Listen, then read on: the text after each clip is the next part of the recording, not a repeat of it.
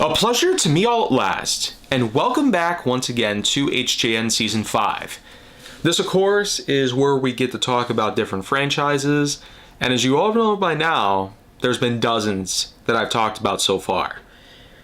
I mean, Die Hard, Ant-Man, Tom and Jerry, Shrek, and even, of course, Hellboy and Borderlands. But now that we're on to another franchise, in this case, we're going to be talking a bit about Spongebob Squarepants. Yeah, no joke. We're at it with probably one of the most popular cartoons of all time.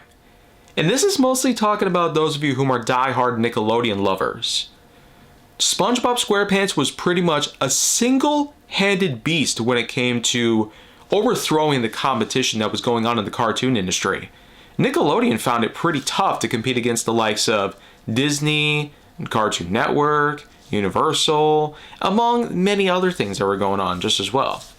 And if you want to count Pixar as its own form of cartoons, then that's pretty much the way to go here. But again, the thing about SpongeBob is that it sealed the deal from a merchandising standpoint for Nickelodeon itself. While Nickelodeon was able to do a good job in the fields of offering good cartoons throughout the 90s, with some notable pieces including the Rugrats, Cat Dog, and then of course there would also be the Wild Thornberrys. SpongeBob SquarePants, though, was an entirely different story. It first launched in July of 1999. Now think about that. That was a month and a half after my own birthday.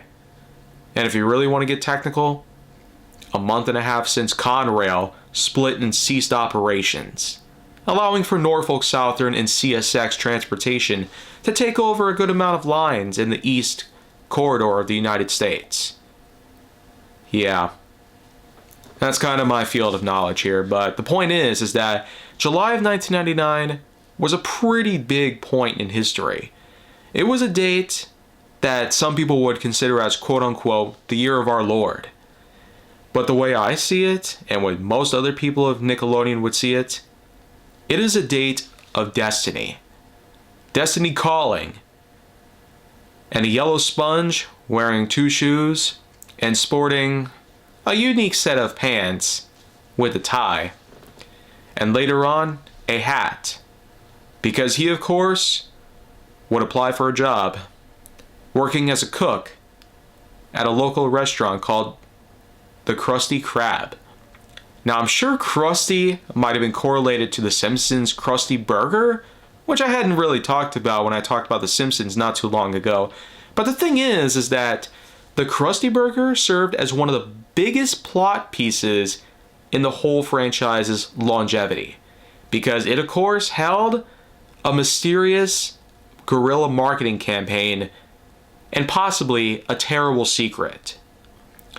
The thing is that right from the very first episode and onwards, we had SpongeBob SquarePants getting out of bed from his home, which happens to be a pineapple under the sea, and if you hadn't already known by now, the infamous opening.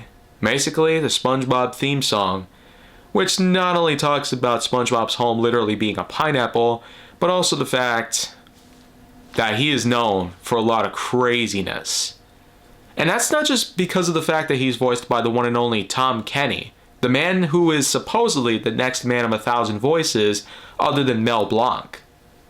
You know, from Looney Tunes and all that stuff. But Tom Kenny, of course, wasn't the only man responsible for making SpongeBob into what it is. The creator of the show, Steven Hillenburg, whom unfortunately had since died in 2018, 19 years after the series was first introduced.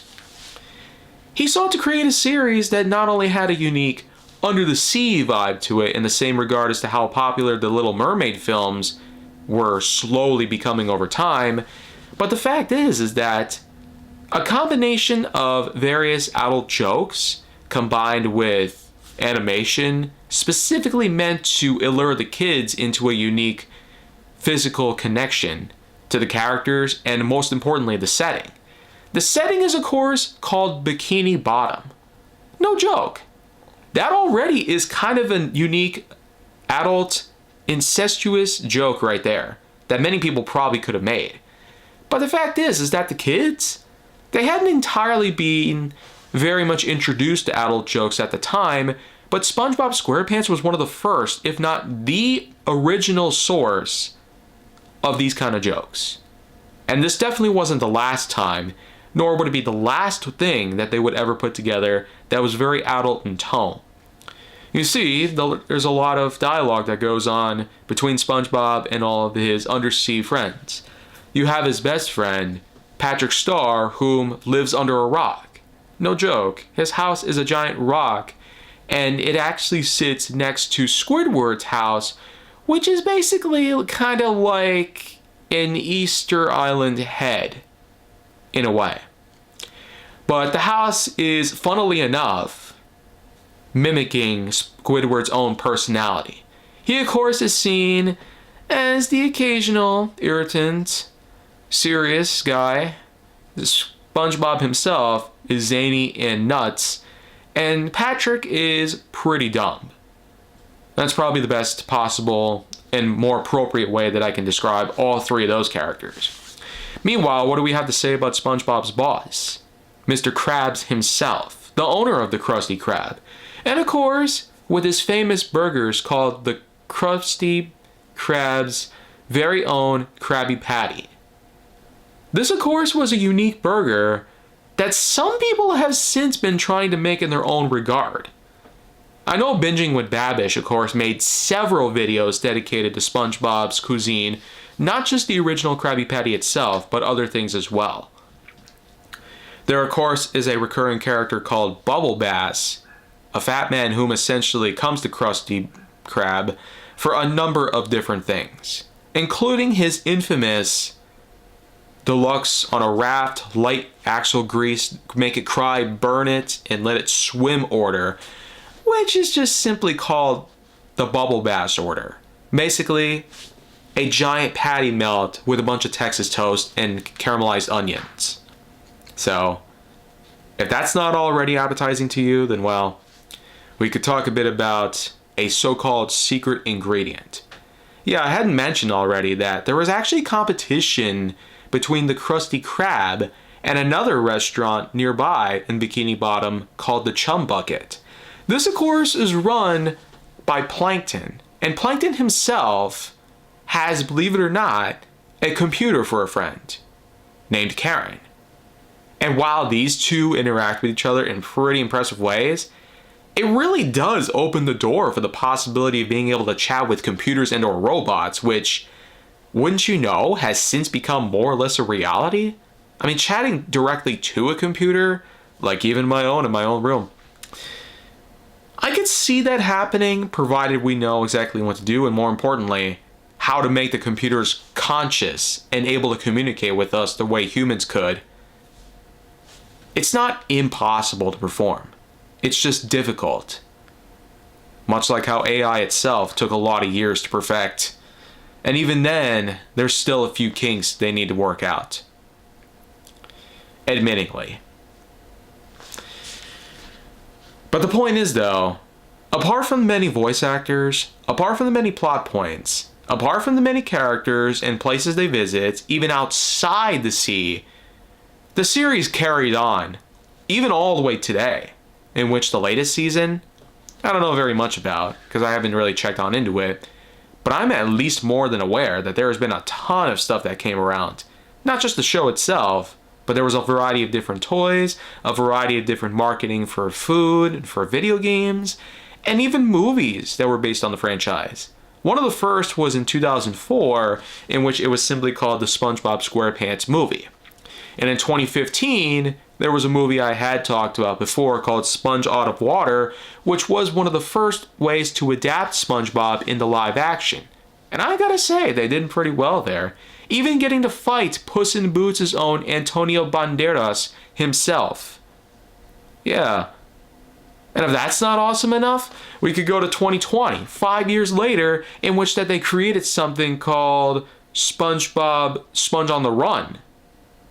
And then, of course, we gotta say, another 5 years have passed, and there was something called The Search for SpongeBob SquarePants.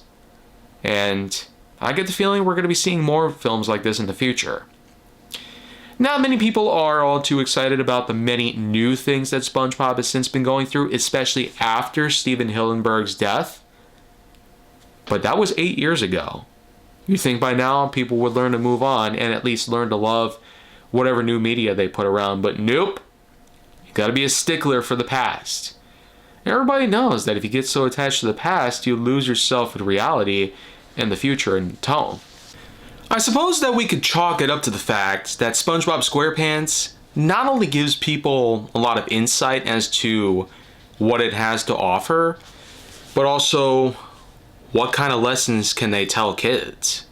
I mean, first off, there's a lot of things that go on based on crazy escapades. Shenaniganizing that you could probably anticipate at any cartoon. Even The Simpsons had plenty of this sort of stuff.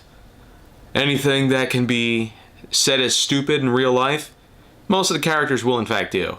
We know that SpongeBob, for instance, creates some crazy ice cream sundaes.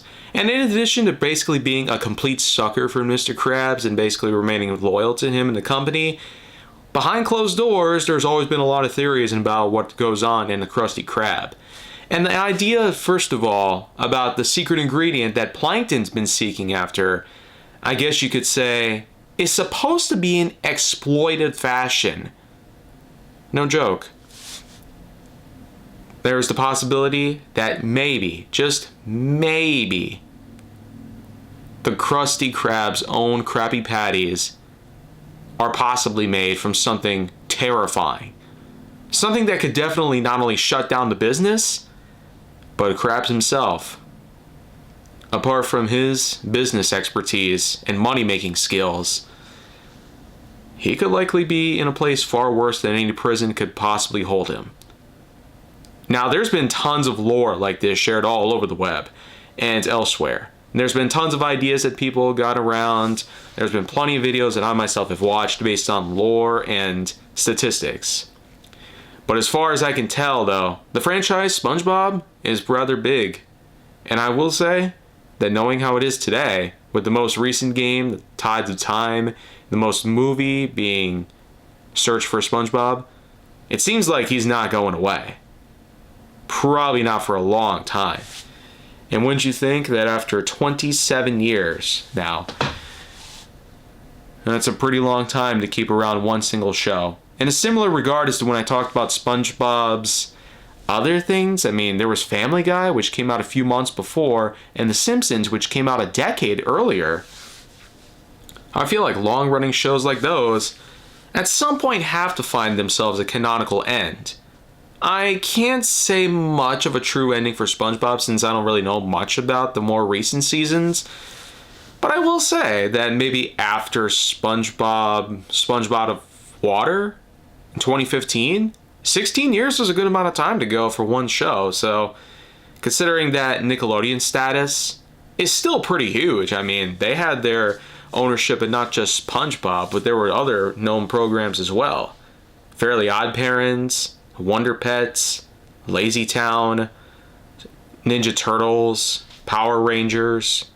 Although I did hear Saban was able to get a hold of him again after years of being with Nickelodeon. So, I guess we can't say much about Power Rangers in that regard. But anyways, I don't have much more to say about SpongeBob. I will say, cast members of all sorts. Lots of actors.